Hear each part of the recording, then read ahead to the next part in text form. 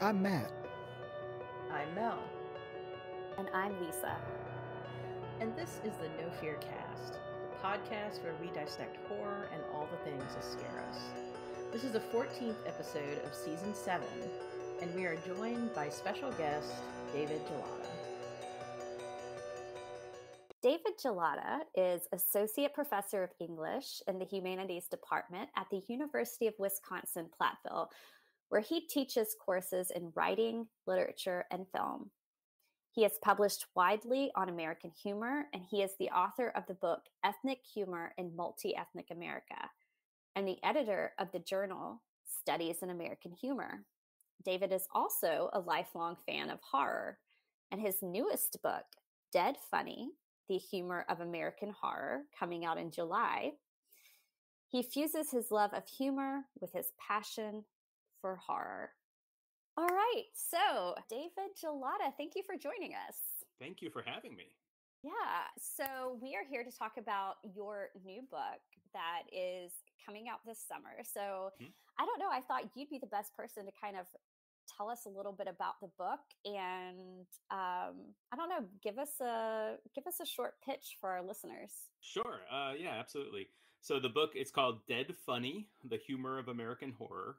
And really what it does, or what I try to do at least, is approach the horror genre kind of in North America as a whole, kind of through the lens of humor. So I try to tease out all the things in horror that are often funny, more or less. So the book is organized around different kinds of humor. So I have a chapter on parody, a chapter on satire. I don't know if you want me to tell you all the chapters. A chapter on like scary clowns, basically, body humor, camp or queer humor, and awkward humor or awkward horror, or the devices that I kind of like go through in there. And in each one, I kind of just do a sort of survey of the horror genre, like kind of through this like kind of lens of humor. I talk about a lot of movies that people would typically call horror comedies, I suppose. But I also talk about a lot of movies that I think might surprise people that are discussed in a book like this, because I try to tease out those moments of humor that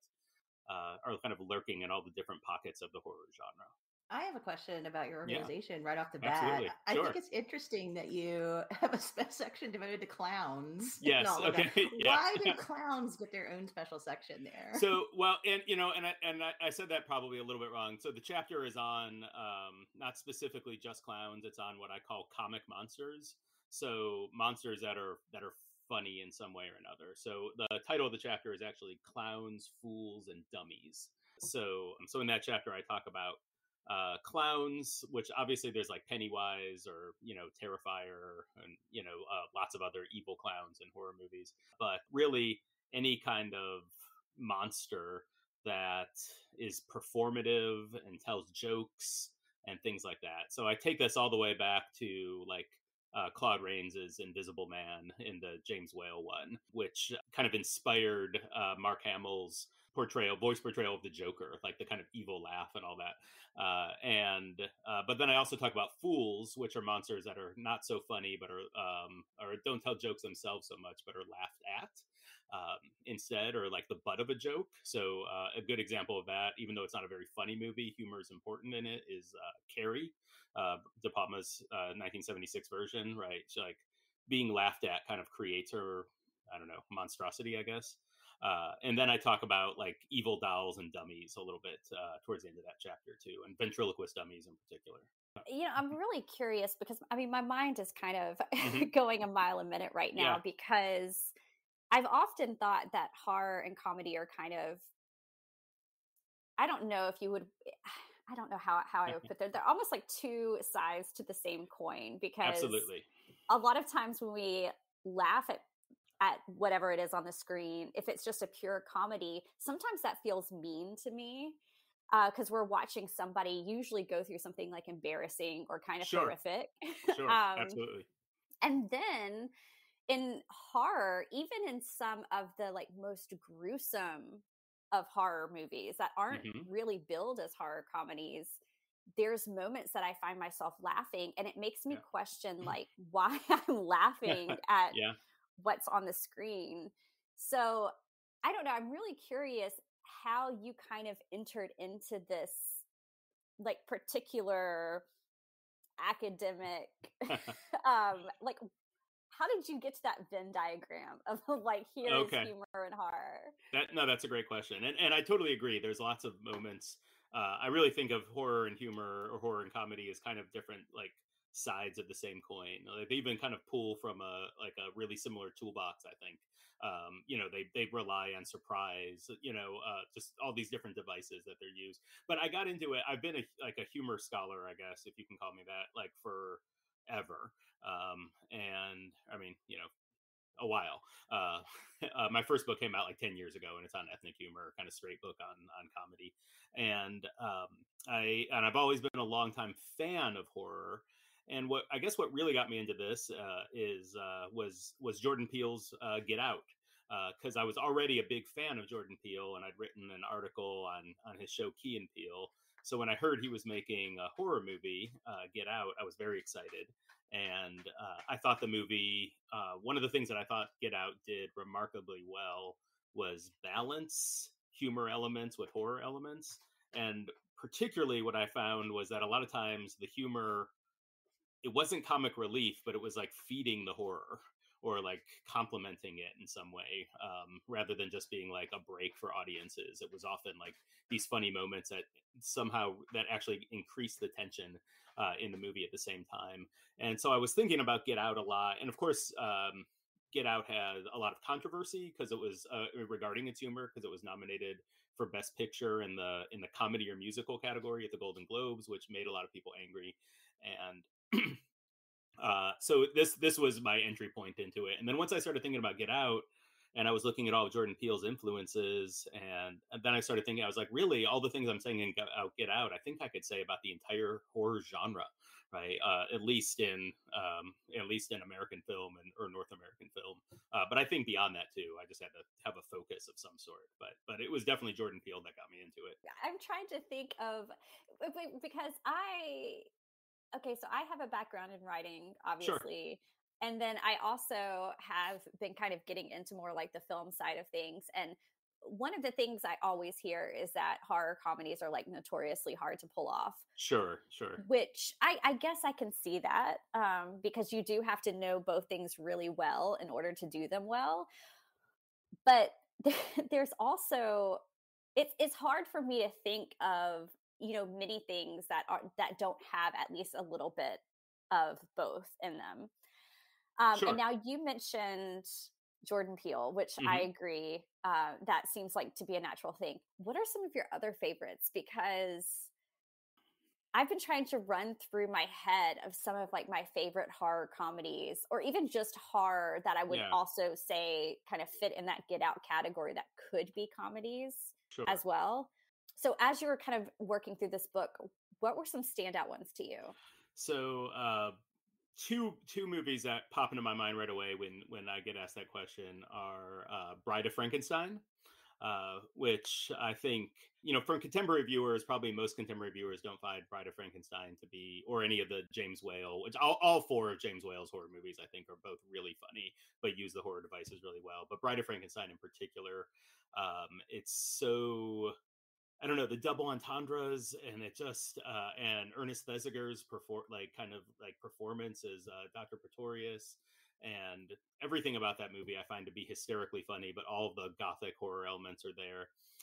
And the other movie that I think of all the time in relation to this is Tobe Hooper's Texas Chainsaw Massacre, the original one, which is brutal and terrifying to this day, but has so many moments of humor throughout, from beginning to end.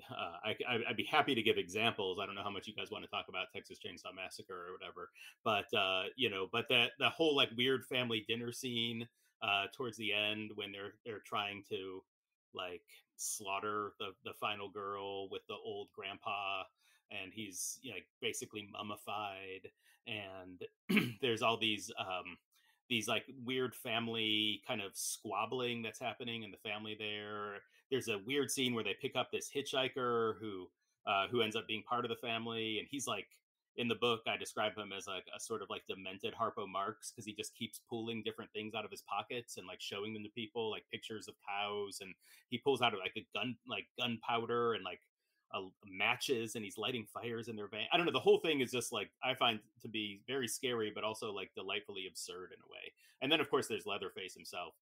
So those are ones that definitely pop into my mind. Psycho, I think, has a lot of comic elements in it for sure that runs through it.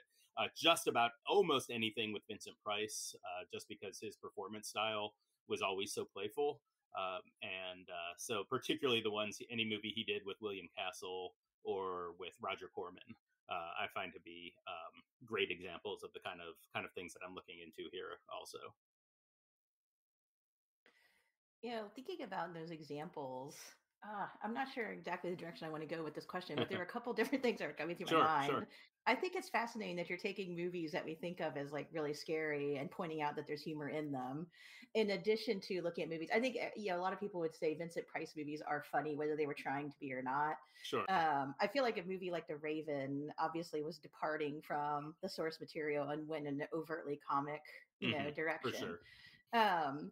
But when you were talking about like Bride of Frankenstein, for instance, it reminded me of the Claude Rains Invisible Man, like over the top villain, like the over the top mad scientist, right? Yeah. Or the awkwardness between the monsters. Yep. And then later when you were describing like the hitchhiker scene and the kind of absurdity of it, even though you're afraid, I'm wondering, is there like a frisson in a way between humor and horror, that it's not just like, it is like the over the topness of it, definitely, and the performance of it and the playfulness of it. But is there also a moment, I don't know if it's like catharsis or release would be the right thing, but yeah, sometimes when we see something that's really scary or shocking, it's almost like we just kind of feel like we have to laugh in a way. And is that like absurdity or awkwardness? Is it a release? Like, I feel like humor and horror really meet there and kind of rub up against each other in those moments. Yes, that would be my short answer. I think that there's both humor and horror, if they work well, are about building and releasing, building for sure, and potentially releasing tension, right? And so a lot of times when we that tension can be released through a laugh or through a scream, I think. And a lot of times it can happen either way. Stephen King once, who said that there's humor implicit in horror and Dance Macabre, but in one of those documentaries that's on like Shudder or something, where like talking heads, talk about things, Stephen King talked about how when a lot of times when you're watching a horror movie and you scream and you're legit scared, audiences follow it up almost immediately with a laugh. Like it's like a ha, you got me. You know what I mean? Like there's like almost like a game between horror audiences and horror filmmakers. And if the horror filmmaker can get you, then you're scared first, but then you kind of laugh in this moment of like detached appreciation that like the joke worked on you, and maybe not the joke worked on you, but like the device, managed to push your buttons, and there's this kind of like laughter of acknowledgement in some sort. And I also, I think that a lot of horror fans, especially like hardcore horror fans, tend to watch horror from this position of detachment, which makes it a lot easier to laugh at the things that are on screen, rather than if you're like really invested in the characters and taking their plights like 100% seriously, then you might be less likely to find humor. Which is one of the things that I say in the early parody chapter, is that the more horror movies you watch, the more likely you are to pick up on the humor of them, because they're playing with devices that they expect audiences to be familiar with. So there's this kind of element of playfulness, or this element of fun, or this element of gamesmanship that's really coming through in so many of those horror movies. It seems like there's also a lot of audience participation there too, because like if you're Absolutely. watching these movies at theater, you're going to all laugh together at the comedy, and you're all going to scream at the horror and then laugh at yourselves. So yeah, that kind of communal aspect of it is cool absolutely. too. Yeah, absolutely. I had that experience watching Cocaine Bear, right? Which I don't know for sure if I would call that a horror movie, but I think I would. And it was like, there's these moments where everybody would be like, ugh, but then just laugh because you couldn't believe what you were watching, right? And so it's this laughter of like appreciation almost. Yeah, I think we all really enjoyed Cocaine Bear. It was something that we had a Yeah, lot of fun I with. listened to your guys' episode on it. It was really good. Yeah. Yeah. Although that one, I think you're right. It does feel like I might categorize it as a comedy first with like horror Sure. elements rather than the other way around. But, that's Agreed. getting really nitpicky.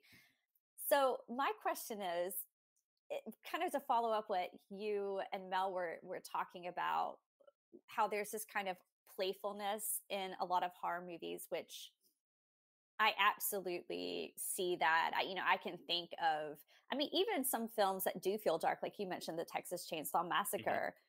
I absolutely think you're right that there's humor there.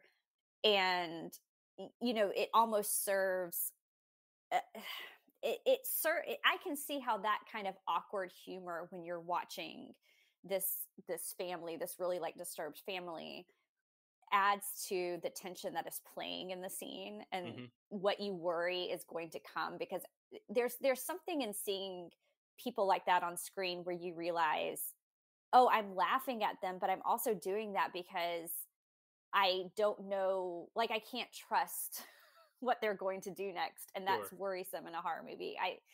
It reminds me kind of like of House of a Thousand Corpses. Kind of feels like that has Absolutely. that same Yeah. humor in it. But Uh, okay, I guess my question is, okay. do you see that changing at different times in like American history? Because sometimes movies do feel really kind of over the top and Hmm. silly and playful, like they're playing with the audience, like Cocaine Bear. Sure. But sometimes there are some movies that feel so devoid of humor and that playfulness. Like I watched that I don't know. It's a European film. I'm not really sure what country right now off the top of my head, but oh, I'm bad at pulling names from No, my that's fine. from my head. Are you going to name like a French Extremity kind of, Well, or there are those, like something like Martyrs. But yeah? no, there was one that came out this past year, I think, called Speak No Evil, Oh my God, yeah, no, which not a when not a I funny movie. no, and when I finished Yeah. that movie, I Yeah. felt so I was like, that wasn't fun at No, all. no, no. I felt like I needed to take a shower after watching that movie, I and did, yeah, and I uh, never like I heard they're making an American remake, and I was like, no, thank you, I'm not going yes, through that again. that was But exactly my thought as well. Yeah. I don't know. Are there like does that follow a trend in our history where sometimes we go for just the deep dark, like there's no humor in it, and then sometimes we're like, I need a bit more brevity, or is it just kind of always there? I my impulse is to say that it's that we've always had both is my kind of impulse to answer that, and I think that there's certainly periods where horror tended to be more playful and more explicitly humorous, and periods where the horror genre tended to be darker. Like for example, even though I named the Texas Chainsaw Massacre before, and I also think there's surprisingly quite a bit of humor in like The Hills Have Eyes or Last House on the Left. I would say that 70s horror tends to be less comic than 80s horror, which really leans into the devices, and they're showing off their practical effects, and they're going for the gasps and stuff like that. Um, so so I would say that there's certain definitely like peaks and valleys, but one of the points that I try to make kind of throughout the book is that horror is it almost is always and always has been like funny and playful, from like the earliest sound movie examples that you can think of up until Evil Dead Rise that I saw last week, right? Like that there's always that like the genre has always been producing movies that are really playful and funny. But of course, there's also always like dark exceptions that are humorless or joyless, or that really want to take the audience to like really dark places and doesn't allow them, room for levity is also there. Well, I just don't write about those movies. So one thing that we've talked about a lot on this podcast, especially during the summertime. So kind of our tradition on this podcast is during the summertime, look at movies that maybe aren't great, but they're Sure. just fun to watch. So like last summer was all about like shark exploitation movies. And did you write about any of those like unintentional, like low budget B movies so bad that they're funny, and the phenomenon behind those? That is not really something that I explore. And it's so hard to like ever determine intent or whatever. But I tried to focus on ones where when I was watching the movie, I felt like there was like a real kind of like comic intelligence kind of at work in the movie. But with that being said, I think I probably do write about quite a few movies that definitely I write about a lot of B movies, right? Or some movies that would not typically be considered good, right? But that some direct to video horror movies, like I don't know. I have a couple pages on Dr. Giggles. I don't know if you guys are familiar with that.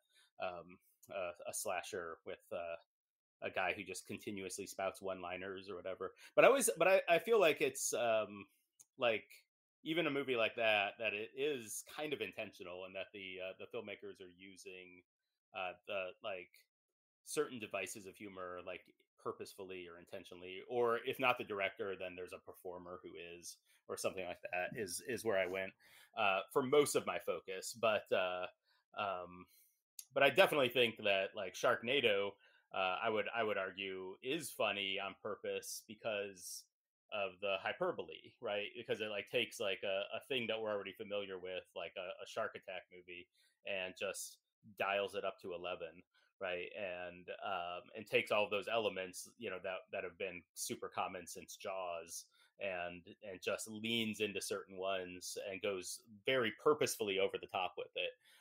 And the result wouldn't be called like a good movie in the traditional sense, but I think that the humor, I would still argue that the humor, though, is in a movie like that is intentional in some ways.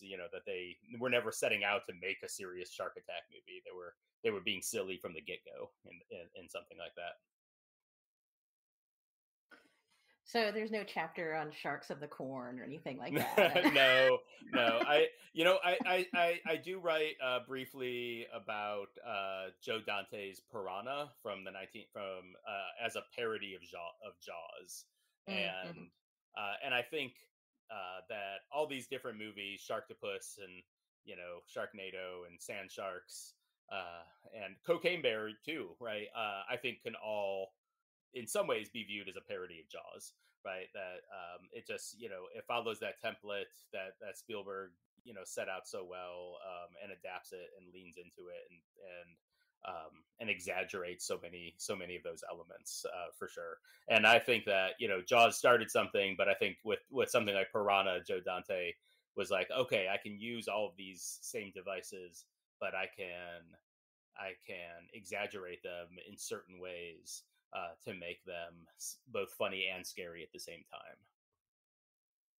Well, I think he succeeded too in doing absolutely. That. Yeah. That movie is so funny, but also No, but it's actually really like kind of scary. Like when somebody in that movie like dips their like toes in the water, and the piranha around there, like the hair on your neck is going to stand up because it's freaky. But the movie is still really funny, right? And it goes there with the kids too. Yes, anyway, which is so disturbing. But the summer camp getting attacked. Yeah, no, it's a genuinely scary scene. Absolutely, yeah. And that's something that Joe Dante spent his whole career, I think, like William Castle or Roger Corman, right? I think he's in that school of kind of really adeptly balancing like humor and horror like throughout most of his whole body of work. Well, and that was actually going to be my next query is, you've mentioned Roger Corman a few times here. Definitely, they are in the same school, a lot of influence there. But I was thinking while Lisa was talking, there's a lot of like, I guess for shorthand, like Sci-Fi Channel, So Bad It's Funny or good movies. And Corman was involved in them, up until really recently. So I was just, you don't have to tell us everything you say about Corman in the book, but I'm just curious, what's your take on Corman? How much is he leaning on comedy or horror? Has he changed in his career from when he started to where he's like doing these kind of sci-fi creature features? How does he play out in your analysis here? That's a great question. So the only like I have a section in one of the chapters on the Corman Price Poe team up movies. Mask of the Red Death, and you mentioned The Raven before, and others, which I just think that was like a pretty fantastic team up.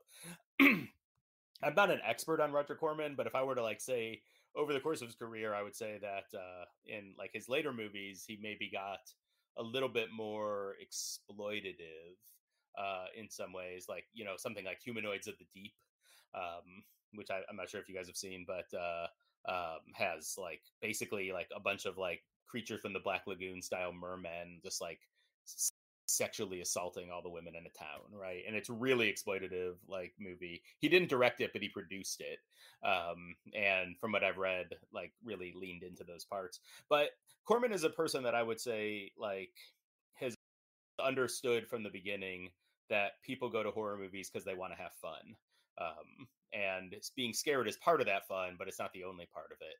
And so he would, I think, very purposefully make fun horror movies. And I put him with Joe Dante. I would also say William Castle and James Whale. I would put in that category as well, and Toby Hooper and Jordan Peele, also kind of understand that horror is, even though it deals with like things that we often don't want to think about, is also just really fun, and that's why people go to these movies at the end of the day. Yeah, I mean, you've got me thinking about like William Castle and all his gimmicks, like the Tingler Yeah, and all that stuff in the theaters. Yeah. Yeah. Yeah, I wonder, I mean, would you throw something like Trauma into that category? Absolutely, yeah. I think I mentioned the Trauma movies and in a couple of footnotes as like extreme examples of other kind of deals that I'm talking about or whatever. But yeah, what's his name? Lloyd Kaufman. Lloyd Kaufman, yeah. Yeah. Lloyd Kaufman is absolutely in that kind of Roger Corman school, right? For sure. Yeah. Yeah, he reminds me a lot of Corman in that, he definitely has a philosophy and he's going to stick to it. Mm-hmm. Yes, yeah, exactly. Yeah. You've mentioned, I mean, William Castle, Toby Hooper, Lloyd Kaufman, all these people. Mm-hmm. Is this an American trait, like this kind of melding of horror comedy, or did you explore any non-American movies when you were writing this? Yeah, that's a very good question, and I think that I have like a couple of answers, and the simplest answer is I just don't know international horror as well to like speak to speak in any kind of authoritative way. But from what I do know, I would say that there's lots of examples that do the things that I'm talking about in American horror, but they're like scattered and inconsistent. So, a movie, I don't know, have you guys seen House, or sometimes it's called Houseu, Japanese haunted house movie? Obsessed. Directed. Yeah. Okay. Right. Okay. So that's that. I mean, that might be one of my all-time favorite just movies and horror movies for sure. And I think it's scary, but also just hysterically funny. It's got that kind of Sam Raimi kind of like vibe, like to its kind of like exaggeration towards everything. I just love that movie so much. But it also at the end of the day, maybe it is even though it's a Japanese movie, like it has all these American influences. Obayashi was apparently told to make a movie like Jaws, and that was somehow the thing he came up with was Houseu, which is the most bonkers haunted house movie I've ever seen. And I can see it in the piano scene. Yeah, for sure, right? Yeah. The Jaws influence. Yeah, absolutely. Yeah. And then like I don't know, I'm gonna be just like a total dumb American and say I don't know I can't remember if it's Norwegian or Swedish, like, or something else. The Dead Snow movies, like Nazi zombies, which I think are again very funny. I would say, but horror has always been. I would say that horror has always been a genre that's very transnational, and what I mean by that is that the directors are always watching each other's movies. You know what I mean? So like So like Hitchcock influenced all the Italian giallo people, you know what I mean? Who in turn influenced all like the American slasher movies. So there's always been this kind of like interplay of ideas and stuff like that. At the end of the day, though, I think I would probably be like to your question, is this an American thing? I would say that American cinema seems to lean into it maybe a little bit more explicitly than what I've seen in the horror movies put out by other countries. But that's a tentative answer. Okay, I think that's fair enough. And I think, I mean, any excuse to talk about House is fantastic. Yes. I love it so much. Yeah, absolutely delights me. So I actually wanted to pivot back a little bit to the beginning of the conversation where you were listing out some of the genres that you tackled in the book. And one of them that you mentioned was satire. And I'll say first and foremost, one of my all-time favorite movies is Shaun of the Dead. Like, I feel that movie is just a perfect movie to me. I love Shaun of the Dead. Yeah, absolutely. So I wanted you to maybe talk a little more about some other examples of satire in horror movies, because I think the transgressive nature of horror already gives it a really good fertile ground to be satirical and critiquing of things. But I just wanted to get you to maybe elaborate on that a little bit. Absolutely. Yeah. That's the last chapter of the book. And what I focus on there is horror movies that I think use their humor to kind of offer like a kind of pointed social critique. And the two and that chapter on satire is the closest that I have to like being like a really, really like director centric chapter. And I focus a lot on George Romero, his first zombie trilogy, and The Crazies. As not really inventing satire in horror movies, but like really bringing this, like simultaneously bringing this comic sensibility and this social consciousness to the horror genre. I still think like the original Dawn of the Dead is a scary, legit scary end of the world movie, but they also have like pies in the face and seltzer bottles and all sorts of slapstick in the mall, and that's also lending into the social critique of like, we're just like the zombies with our mindless mall walking and things like that. And then the other main director that I talk about in that chapter, who I actually kind of see as George Romero's like heir, if he had one, is who I've already mentioned, is Jordan Peele, who I think, while his movies on the surface seem very different, he has this similar melding of horror tropes plus comedy devices plus social critique, kind of all smushed together in this kind of brilliant stew of sorts, that when you watch a movie, you're encouraged to think about the culture that you live in, but you also can enjoy it as a horror movie, but you can also kind of like laugh out loud at certain parts while you're watching it. And then other ones that I talk about that are satirical. Again, I think Texas Chainsaw Massacre is a very satirical movie in all sorts of ways. Really, a whole lot of movies that the zombies, you mentioned Shaun of the Dead, the zombie genre in general, I think at its best is almost always satirical. Like those zombies are almost always used to suggest something about people, right? And our mindlessness or consumerism or whatever you want to call it. And of course, cannibalism is always a great metaphor if you're wanting to do some sort of social critique, which of course we can trace all the way back to Jonathan Swift and A Modest Proposal, which we would never call like a horror text in the traditional sense, but it's certainly horrifying and certainly funny and certainly full of social critique and cannibalism and stuff. Or, Mark Twain has a short story called Cannibalism in the Cars about a bunch of politicians who eat each other, right, out there. And it's a really funny story, but it's dark and it's scary in some ways too. So I see this thread of kind of satirists using devices that are really disturbing, and using imagery that's really disturbing as a way of kind of shocking audiences into this kind of like broader sort of social critique that they're offering. Well, I completely agree on the well, on all points there, but especially the Romero and Jordan Peele, like those are. Sure. I mean, Dawn of the Dead is, like you said, I mean, it's just sort of a masterclass in satire and cultural it's criticism. really got it all. Yeah, sorry, I interrupted you. But... Oh no, you're good. You're yeah. good. Yeah. You know, I think about a movie like Shaun of the Dead, and I love Shaun of the Dead, and I like Zombieland, and I like a lot of, but all those kind of like more recent zombie comedies are really just doing the same thing that Romero's been doing since the beginning. I think, you know, they might lean into certain aspects a little bit more, but the humor has always been there in the zombie genre, at least the zombie genre in terms of our kind of current iteration. Like, you know, before Romero, it was mostly like voodoo and stuff, but like the kind of flesh-eating zombies are those movies have almost always been funny and satirical in some way.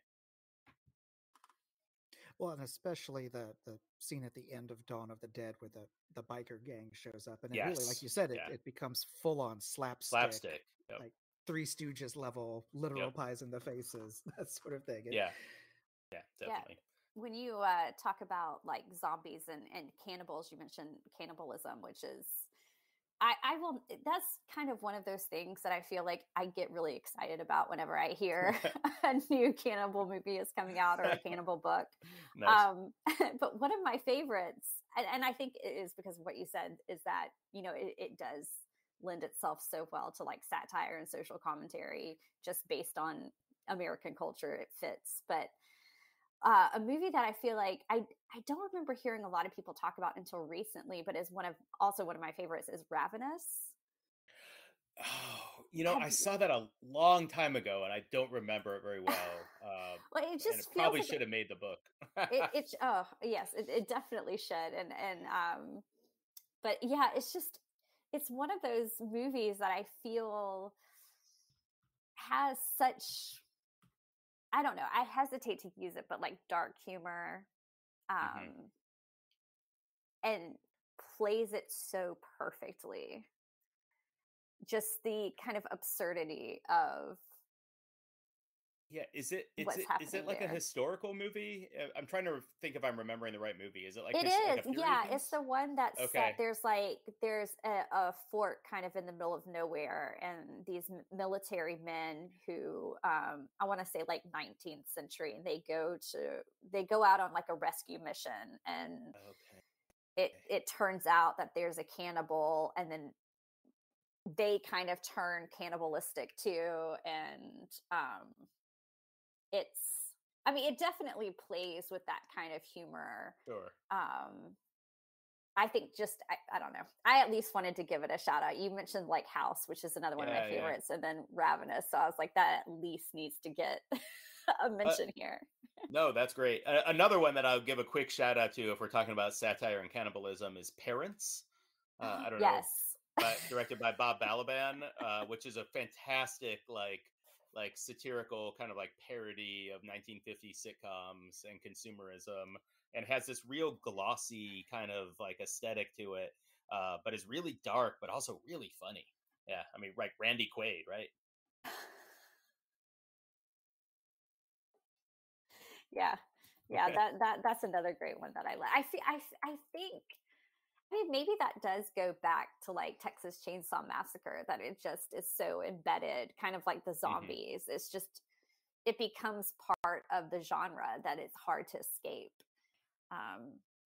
Although now I want to give you homework to go watch Ravenous, just so now I totally want to watch it again. So I will, and I will send you guys an email and let you know my thoughts. And my thoughts will probably be like, oh darn, I should have written about this, and I can't believe it's one of the many movies I kind of forgot about or neglected, which has been happening a lot lately. People are like, are you writing about so and so? I'm like, oh no, I'm not. But anyway. See, that just means you've got to come out with now your second volume of humor and horror. But yeah, somebody the other day was like, so what do you say about American Psycho? And I was like, oh no, I don't even talk about American Psycho. And I was kind of mad at myself. So yeah. Do you talk about Slither? I mentioned Slither in passing. after I have a whole section on like kind of like practical effects driven gross out creature feature, and I focus mostly on 80s movies, but I kind of have like a probably annoying list of like more recent movies that have a similar aesthetic, and I put Slither in there.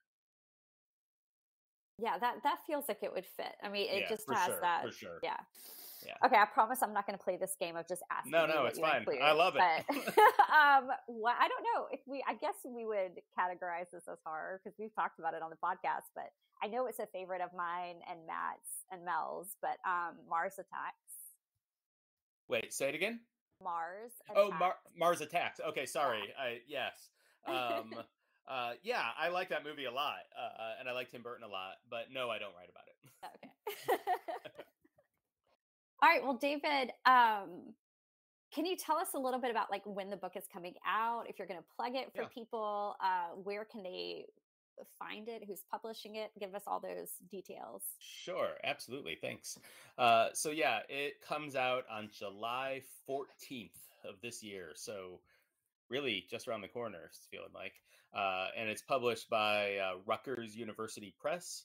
I assume that Rutgers would prefer that you buy it directly from their website, but you can get it on Amazon or any of the usual kind of places that sell books, and also I don't know how many academics are listening, but I know it'll be on the tables at film conferences and pop culture conferences and things like that. That'll be there. And all right. Well, thank you so much, David. This has been like so much fun to talk to you. This has been a lot of fun. I really appreciate it, guys. Yeah.